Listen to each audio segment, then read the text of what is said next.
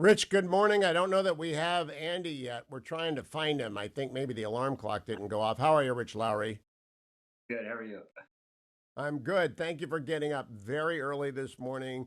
We keep trying various numbers for Andy, so he'll eventually join us. You heard my setup, Rich, and I'll play a little bit tape yesterday. The very best dissection of that debate that I've heard came from the Ruthless podcast. Josh Holmes has negotiated these before. I've done 5 of these debates with the big networks. They were GOP presidential primary debates, 4 with CNN, 1 with NBC. I know how they're run. I know how they're scripted. I know how the preparation goes on, 30 to 50 people, top brass. Muir and Davis don't bear all of the weight for what happened. But what I heard, I listened to the McCarthy report. Everyone should. I have not listened to the editor's emergency podcast yet. I will today.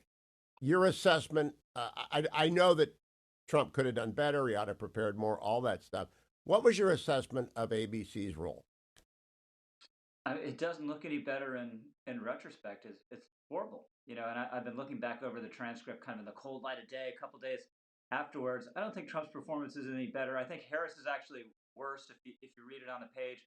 But the moderators are just awful. One thing I didn't notice in real time towards the end, there was a bit of a fact check, as kind of in between a fact check and a question to Harris after Trump had said, she was sent over there to negotiate prior to the Ukraine war, and look what happened. The war happened anyway. And I think it was David Muir said, so you're saying she negotiated with Putin? Madam Vice President, have you ever met Vladimir Putin? And that's not what he said. He didn't say she met with Vladimir Putin. He says that she was sent over there, which she was. She met with Zelensky right before the invasion. So again, if you're going to fact check, you shouldn't fact check at all because it's too hard to do in real time. But if you're going to do it, you got to be correct, one, and you can't do it just for one side. And that's what they did. And I was talking to a friend who was at CNN prior to the CNN Trump-Biden debate, and a bigwig from CNN came over and was chit-chatting and said, just watch. You just watch. After this debate, CNN will not be the story. I guarantee you, CNN will not be the story. Clearly, that was a directive from above. You're just moderators. It's not about you. You're not the candidate. At the very least, no one at ABC said that to these two and may have indeed said the opposite. Now, Rich, you have been working around the clock because you've done the editor's podcast, you've done the McCarthy Report podcast, you've been writing for National Review. You have a job, actually, to be the editor-in-chief of National Review, and you're back on the East Coast for some National Review thing. So you've been traveling all over the place. As you've talked with people, is this going to change opinions of the debate? Because the general review, as I've said to Martha McCall and Larry Kudlow on the air, upon further review, the call on the field has been reversed by me. My call on Tuesday night was, well, Trump lost the battle. Maybe he'll win the war because of the issues that he raised. Now I'm just thinking he may have won the debate because the verdict is kind of a rolling verdict. Do you think that is happening? I think certainly among Republicans, this is the first thing they say as they talk about the moderation. And I was talking to a friend about this yesterday, and he says, Rich, we're still talking about Candy Crowley, a relatively minor intervention. Oh, I shouldn't say minor. It was a pretty big intervention in that foreign policy debate between Romney and Obama. And what else does anyone remember of that debate? I mean, this will be remembered a very long time for Republicans. It may be, Hugh, you've been involved in these negotiations and these debates. After every bad one, Republicans, we're never going back to the same mainstream model. Everyone, that's kind of the point of view everyone has at the moment. It's never stick before. Maybe it'll stick this time. I kind of doubt it, but that's the take among a lot of Republicans. I don't know whether that's enough to help Trump in the overall impression of who won this debate, because you also know how it works. People say he lost, and you ask people over time, and the defeat is magnified by hearing all the pundits and commentators say it. I'm not sure how much it matters. If you're still leading on the economy and the border and inflation, I'm not sure how it matters. It matters very much. But she cleared a kind of bar the other night. She did clear a bar. The question is upon further review. In fact, let me play for you something I said to Larry Kudlow on Wednesday, cut number 19. We'll get Rich's reaction. Your take on any of this? Well, I want to say kudos on your riff, Larry, because the oldest cliche in news is also true. First reports are usually wrong. Oh, And the first reports last night are that, Trump lost, Harris won. Over the course of the day, I have been seeing three things emerge. Trump was okay.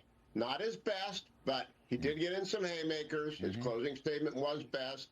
And anytime you're focusing on migration, you're winning. Kamala Harris, by contrast, was at her best, and it wasn't very good. And then third, and I think this matters a lot, it was the worst presidential debate in modern history. I do not believe even an independent or even a moderately fair Democrat will conclude other than that was an ambush. And as that settles in, as people study what Alex just referred to, the vice president did not answer one question, nor did ABC, which is owned by Disney, ask one question about China. Not one question. I was thinking of their theme parks, their merchandising. Yep. I thinking about the NBA. They didn't talk about China. Not one question about Iran. They did not bring up our hostage who was executed along with 5 others in Israel on the 10/7. I am so amazed at the unprofessionalism and the deeply disrespectful of America, as Katie mentioned, performance by ABC. I think by the weekend, Trump may have won this. It's a moving river of opinion that gathers force. And at this point, I wanted more. I wanted perfection. But that was the best the vice president's ever going to be. She's not very good. Rich, you can't hurt my feelings. Am I wish casting there, or might that happen? I'm not sure that's going to happen with the general public. Among Republicans, this is clearly, this process is ongoing and began during the debate. It was one of the top takeaways anyone had. It was just obvious to everyone where these moderators were coming from, and they weren't upholding their professional obligation to be neutral interlocutors and kind of ask the question. And unless the question wasn't answered, there needed to be a follow up to fade back into the bush like the Homer Simpson meme. But the follow-ups for Kamala obviously weren't there. The very first question, are people better off than they were 4 years ago? She didn't answer it. She didn't even come close to answering it. She didn't even try to answer it. And she got on to tariffs by calling the Trump tariffs, a tax. And immediately Trump responded to that. And unfortunately, that sort of set the pace for what the whole night was like. She was never challenged by the moderators, and Trump didn't do enough to call her out or to call out the moderators in real time. Some of the most effective debate performances, yes, in the primary contest, not in the general election, have been calling out moderators. Newt Gingrich in South Carolina, famously, against our friend Juan Williams. So I think this is something that would have helped Trump to call out in real time. I heard you mention that, and when Andy joins us, when we find him, and he confirmed to me last night he was going to join us, but we might have his wrong number. He might not have our number. I'm going to stipulate that the former president ought to have called out the moderators the way that Newt did. I believe you brought this up in 2012.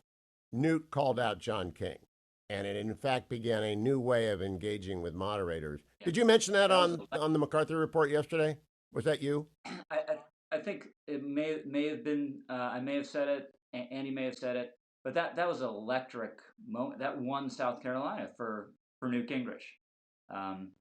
But Trump didn't do it. I've got a theory on why, which I'll talk with you. We're going to talk during the breaks. We're going to put it all in the podcast. We're going to put it all on YouTube as well, and I'm going to play part of it in hour 2. So I'm going to talk with Rich, and we're still looking for Andrew C. McCarthy. Maybe the alarm didn't go off, and maybe we got the wrong number, but we'll find him. Don't go anywhere. Rich Lowry will be right back, America, on the Hugh Hewitt Show. I am back, America, and I'm joined by Rich Lowry, and we have found Andrew C. McCarthy, but we got him by video, which is very rare. Good morning, Andy. Welcome. I gather you have no cell service. Did you have you moved to California and the fires took it out or something? I'm in a delightful place that's for a technological Neanderthal like me. I'm having a little trouble navigating it, but we're here. Okay, I appreciate it. I first want to stipulate, you're the lawyer. Rich has been talking with me about this debate. I'm going to stipulate Donald Trump could have done better.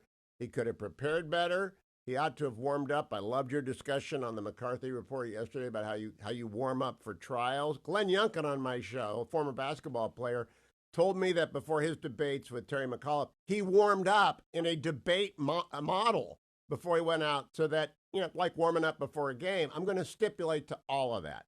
Andy, I'm going to give you just 2 or 3 minutes to unpack what you think the moderators were doing. I'm not a conspiracy theorist, but I have done 5 of these debates. They're very scripted. We did 12 rehearsals for the NBC debate in November. NBC top brass was there. There are 30 to 50 people in the room. It's scripted. Every question is vetted so you don't embarrass yourself. I ask my own questions, but they're vetted by the NBC team. With that background, what do you think ABC's plan was?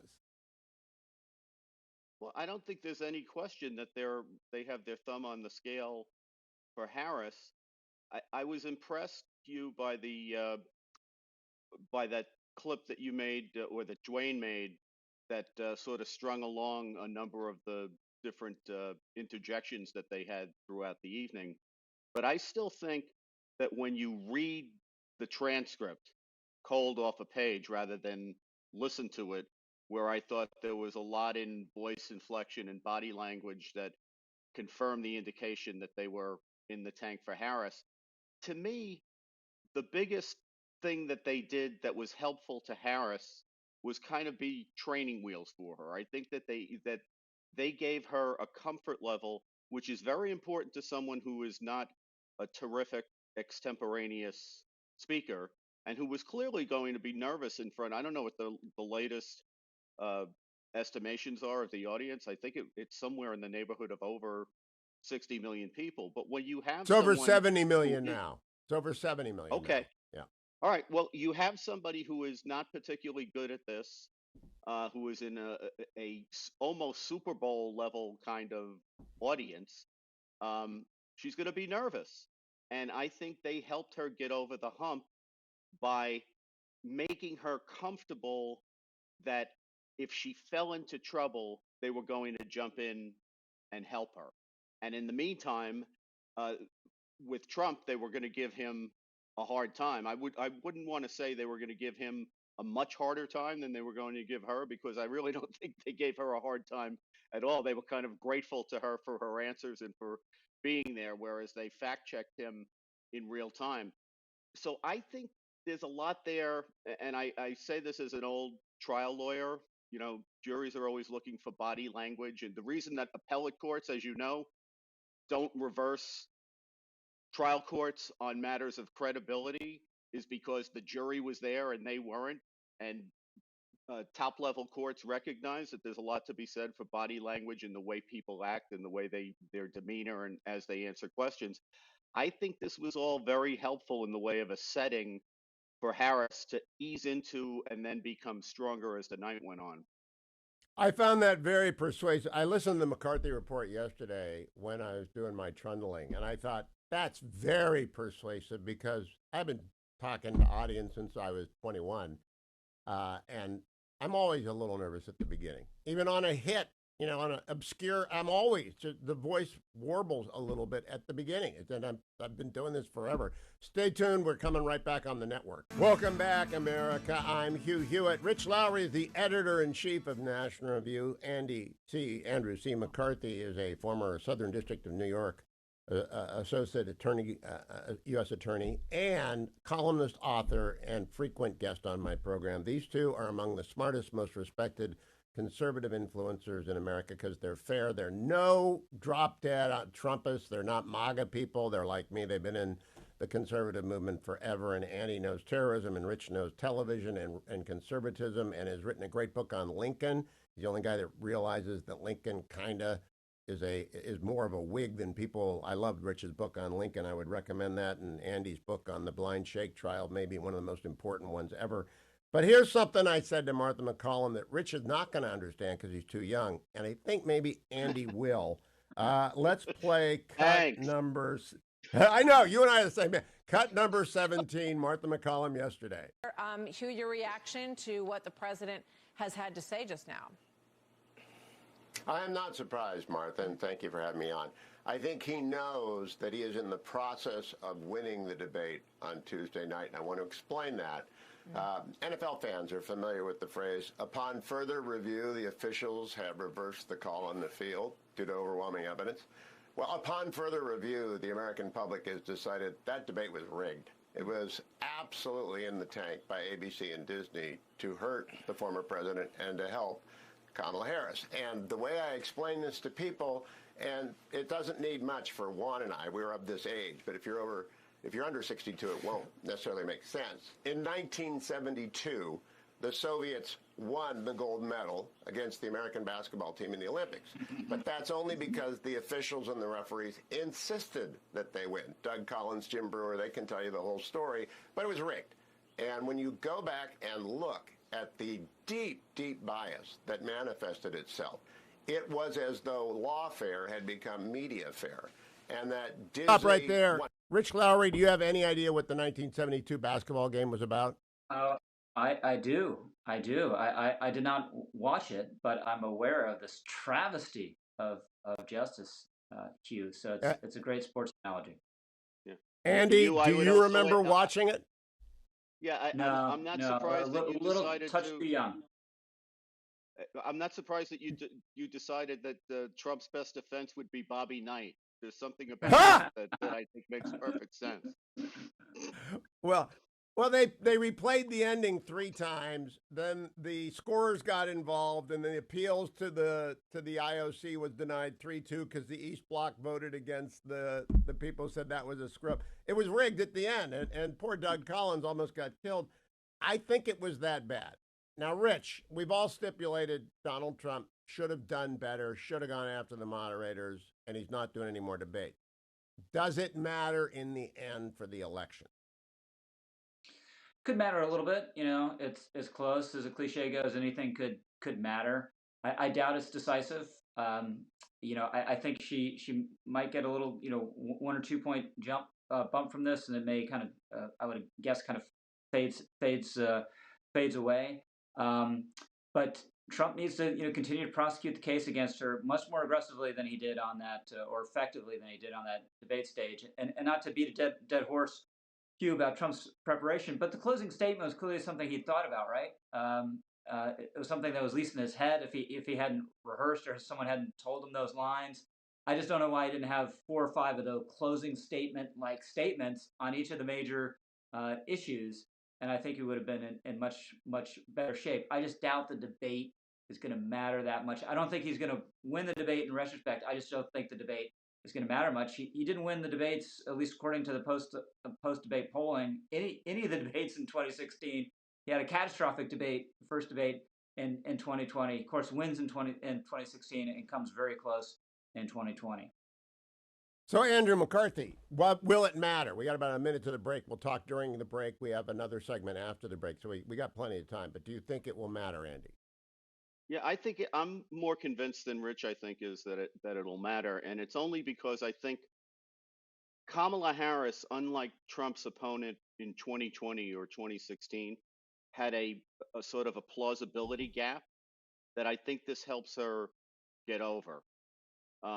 She's a different person than he's run against before in the sense that she wasn't a known quantity, and I think to be a plausible candidate, she needed to have something like the night that she had. This is more dangerous a development for him than the other debates were.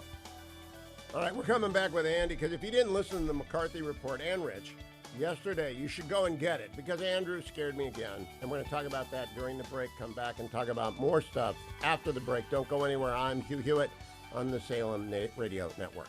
Welcome back, Andrew McCarthy and Rich Lowry. Everyone who's listening to this on the podcast or watching it on YouTube, you should listen to the McCarthy report yesterday. You should listen to it every day, and you should listen to the editors that Rich convenes, the smart guys and gals over at National Review. But Andrew, at the end of yesterday, as you said, we're ready to get whacked by the bad guys in a 9/11 sort of way.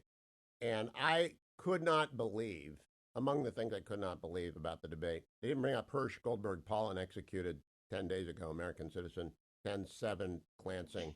Nothing about China. Not one question about China. I think that's because Disney's got theme parks there. But generally, it wasn't a serious debate. Andrew, and we're in very serious time. Would you repeat for my audience so that they go to the McCarthy report and listen to your exposition about this, how much peril we are in right now?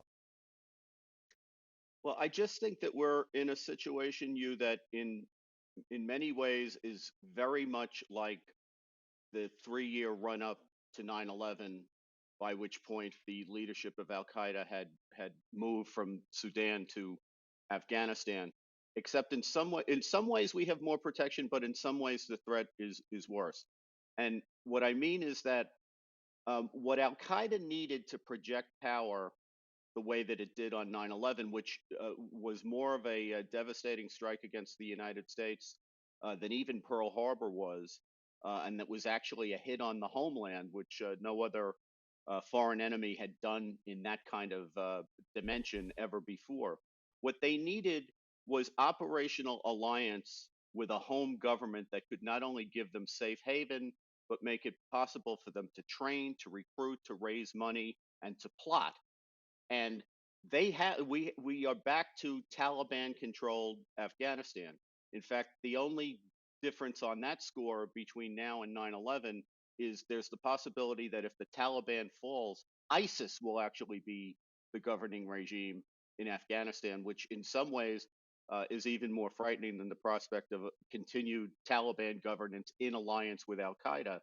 And I think while it's good that our intelligence sharing is by leaps and bounds much better than it was 23 years ago, from the domestic side all the way across to international intelligence, the border has been eviscerated, and we really don't have any control.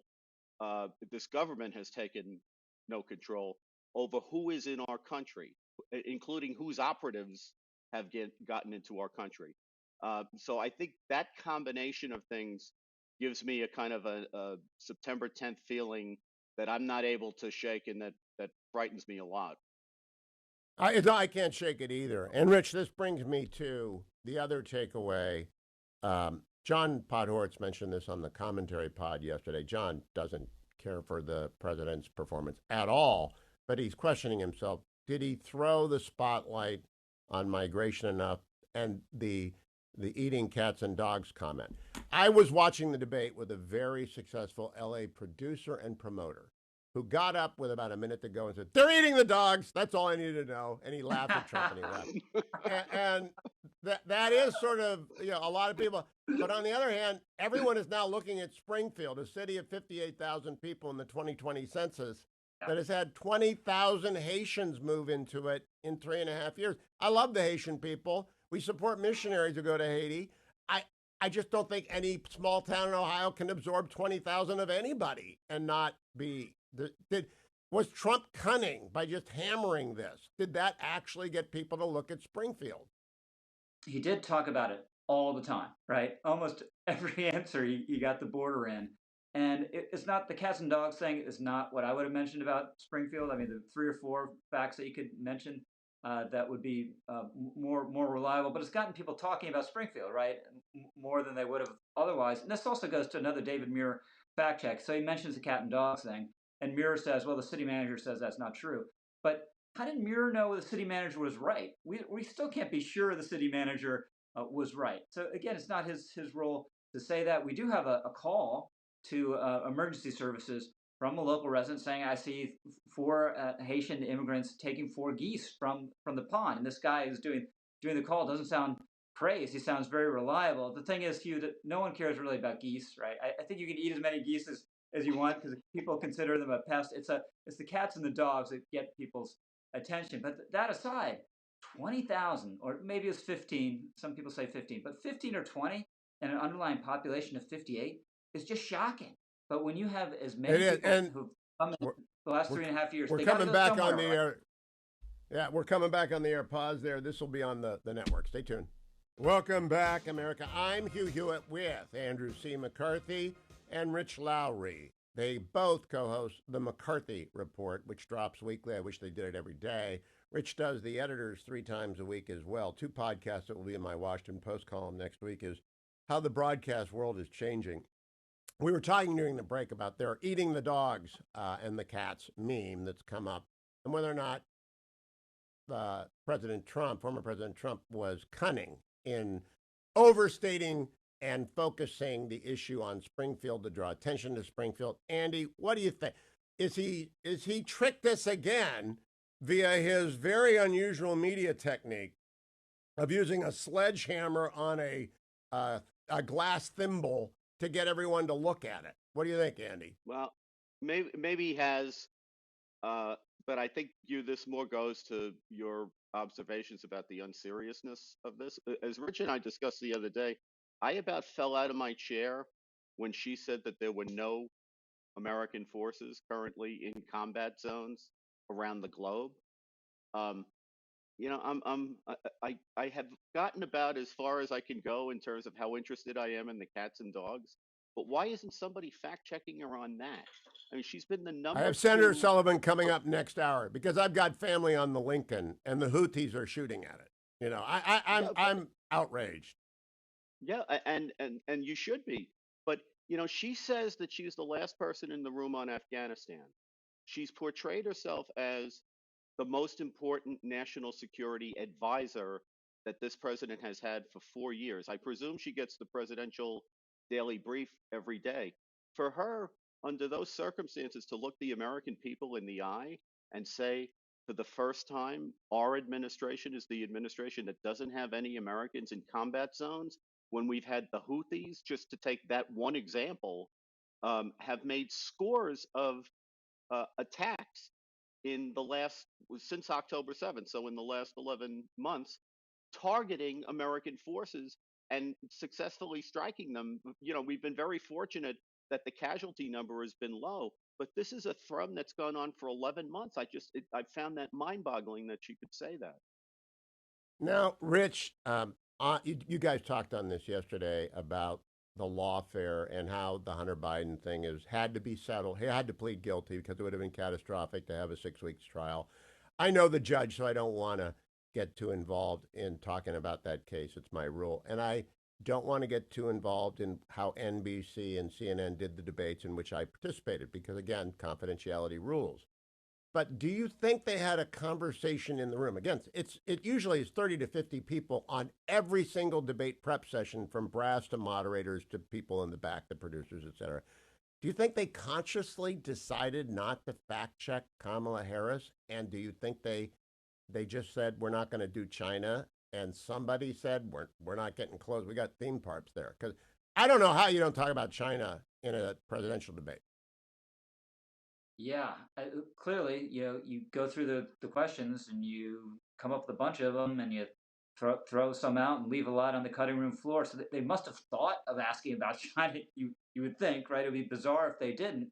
And for whatever reason, they left that one on the floor, but decided to ask Trump about a month-old controversy, something he said at a black journalist forum. It's just a totally bizarre choice. I think not asking about Hunter is a little bit more understandable, given Biden's no longer the main issue, or the opponent anymore. Is still a big issue. It should be a big issue. And Hugh, that was one of Trump's best moments, right? When he said, "She's Biden." He could do much worse than going and saying that 20 times a day from now until Election Day.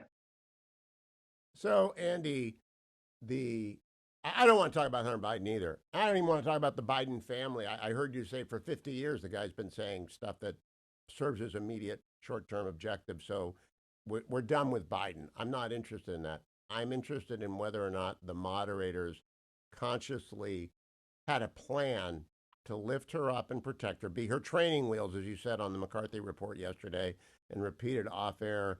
That will be in my podcast today. Do you think they planned that? I mean, I can't imagine how they would end up this bad. And after I listened to the Ruthless podcast, and Josh Holmes has negotiated debates, I've been in them. They did a line by line. If you guys listen to Ruthless, a line by line on the debate, and they're just stunned at how bad it was. Like the Richter scale is exponential, not incremental. This wasn't. Most media biases it at a 5 on the Richter scale. This was an 8 on the Richter scale.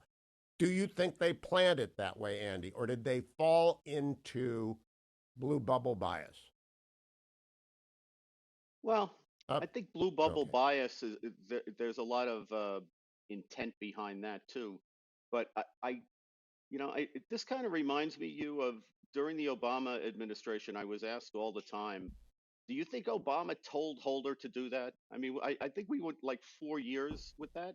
And my answer to that was always Holder is there because precisely because Obama doesn't want to have those kinds of conversations. He is in that position because he knows what's expected of him. And if he deviates from what's expected of him, they have subtle ways of getting him back on course, including not so subtle ways, I imagine as well. But I don't think these conversations are necessary the same way that people think about, you know, conspiratorial groups that I used to prosecute, eons ago, where you actually did have people have to plan out criminal escapades because that's just the nature of the beast. I think that these people are in the jobs that they're in the institutions that they're in, because they know exactly what's expected of them. And a lot of this is seamless and probably wordless, but everybody knows what they're supposed to do, and they executed it. In fact, That's I think if interesting. they had to plan it, they may not have been as grotesque as they were in terms of the extent to which they went to lean Harris's way and give Trump a hard time. That's the kind of thing, probably, if you expressly had to plan it out, someone would say, no, no, no, we can't get away with that. Well, but what I want the audience to know is how there were 12 rehearsals for the NBC debate I did with Vivek and Ron DeSantis and Nikki Haley and Chris Christie and whoever the fifth was. There were five on the Tim Scott. And every question was planned. Every question was rehearsed. My questions were all about China and all about TikTok and their Navy and their military. And they don't veto. They test and we anticipate responses and we know where we're going next. It's a script. Rich, it's like putting an issue of National Review together, right? It's planned. You just don't take everything that comes in over the tram and jam it into the magazine.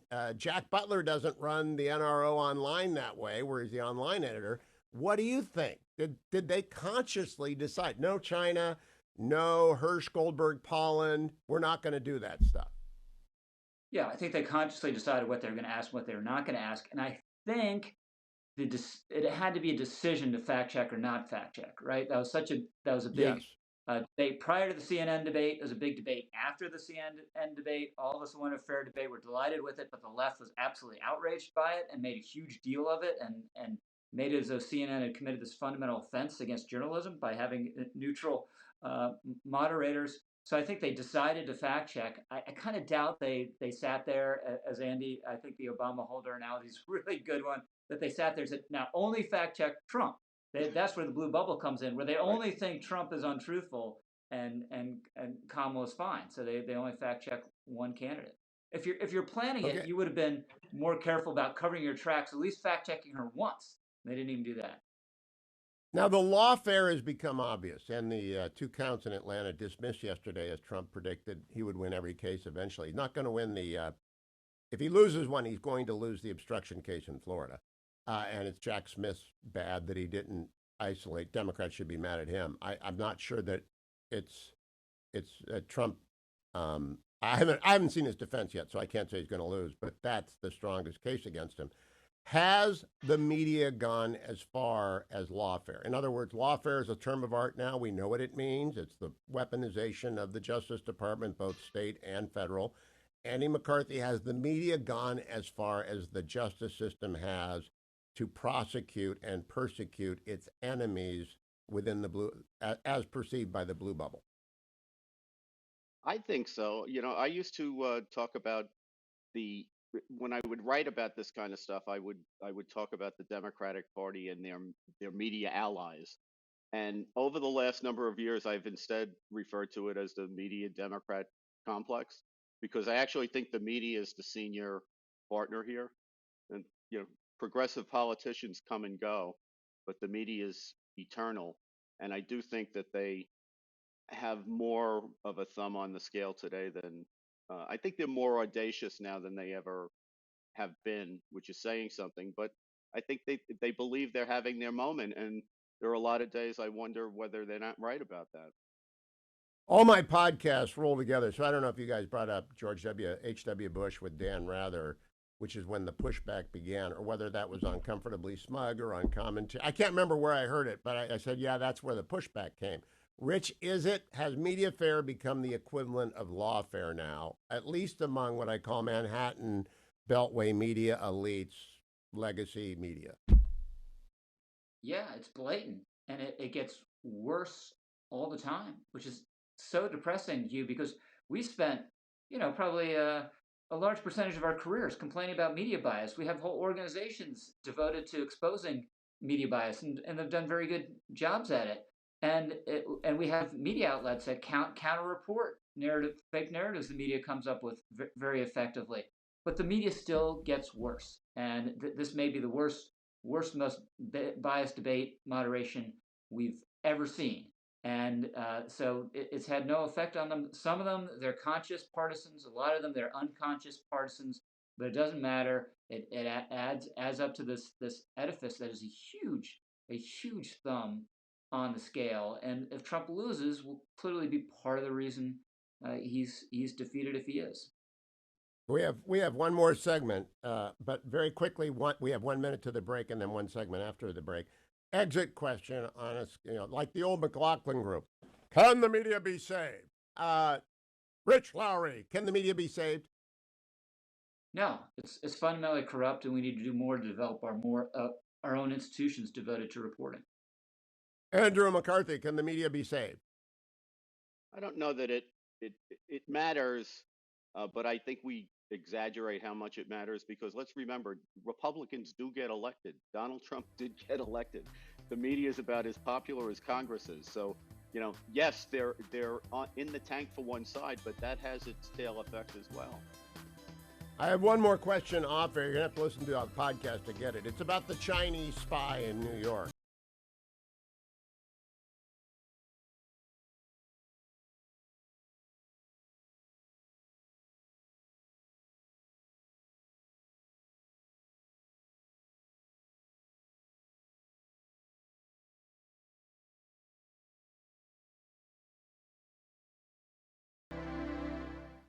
Welcome back, America. I'm with Andy McCarthy and Rich Lowry. If you've not been in a news cycle, there was a Chinese spy in the New York governor's office, both for Hochul and Cuomo. A spy. And how much damage can a spy do? Well, they can take thumb drives and put air-gapped computers and put malware in, or they can just do soft influencing. Rich Lowry, are you following the story? How much damage could she have done? It was quite bad.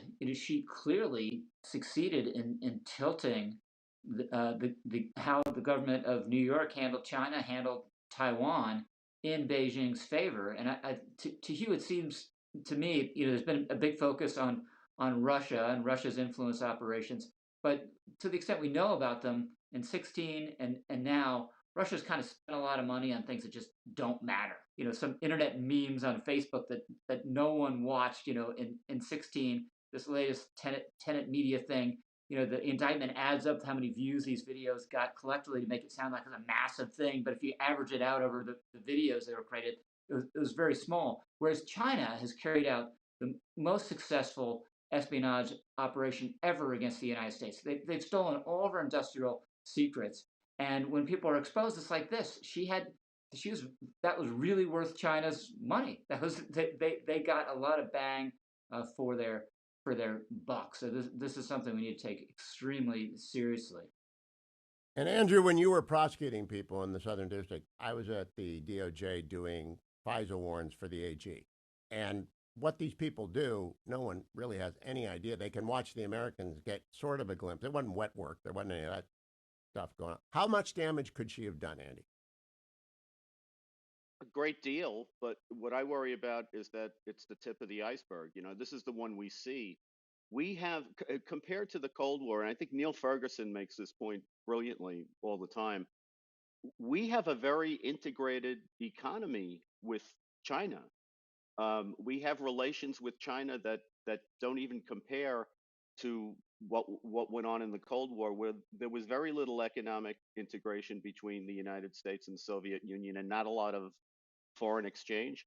So they're pervasively in not only, you think about the federal government, but the state government as we're seeing, but also in corporate America, on the campus, in all of the institutions of opinion. And I know we want to put Biden in the rearview mirror, but the House investigation shows that in two different schemes, communist Chinese regime paid the Bidens just between 2014 and 2019 $8 million. Do we think that they were doing that for nothing? Do we That's think why that they. has That's nothing why to Hunter do? ended it. Yeah, that's why Mark Scarsy had him read the indictment, because he's pleading guilty to all that money, and now they should. I hope there's a fairer case coming. Andrew and Rich, you've been very generous with your time. I'm going to keep plugging away at getting people to listen to the editors and the McCarthy report, as well as commentary and other podcasts as an alternative to being informed. But please come back for my DMV special. Because, Rich, you almost got thrown out of a DMV, and Andy, you had come from the DMV, and I have cried in a DMV. And so if the DMV is representative of the government, I think we should do the DMV special. So please come back in the future, and we'll do an Amen. entire hour on DMVs. Thank you, friend. Thanks, guys.